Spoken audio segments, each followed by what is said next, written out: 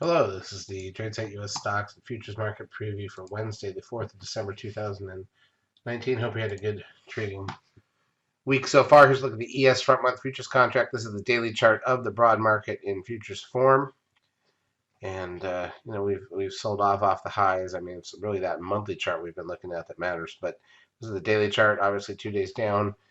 And right now, looking at a flat opening for the morning, but we still have hours to go, so we'll see how that goes. Let's look at the daily charts of all the majors here. Crude oil up 41 cents to 56.51. Gold up 50 cents, 14.84.90.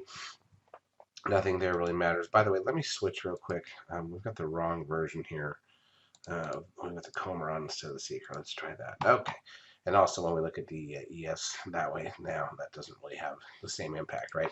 All right, so the NASDAQ 100 down 54.52 on the session. The S&P was down 20, SOX down 26.04.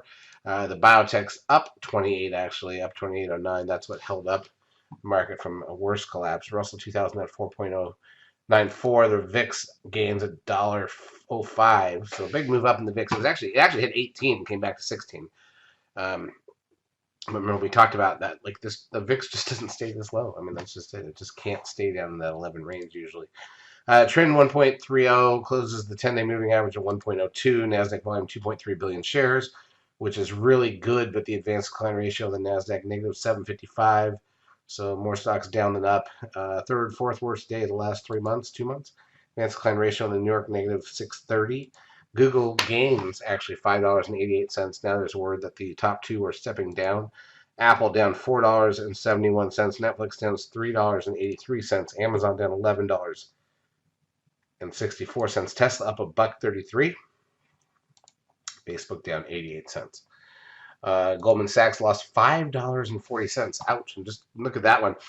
Basically got a 13 sell signal, except for the 13th candle was not above the 8th candle, so you get the asterisk instead.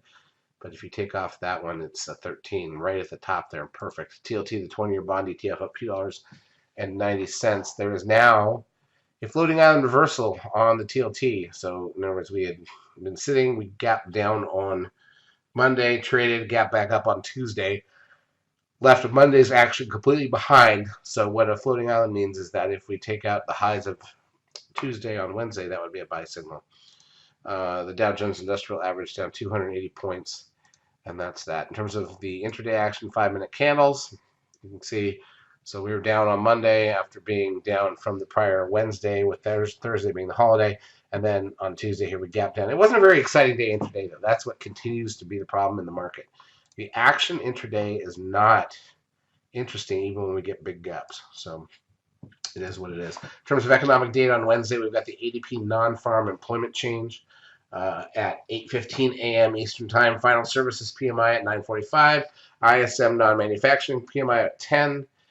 And then the crude oil inventory is at 10:30. Still a lot of data to come for the week ahead. So hopefully, look, if we can get a small gap up and sell off from here, that would be the way to make the most money. So we'll see what we find.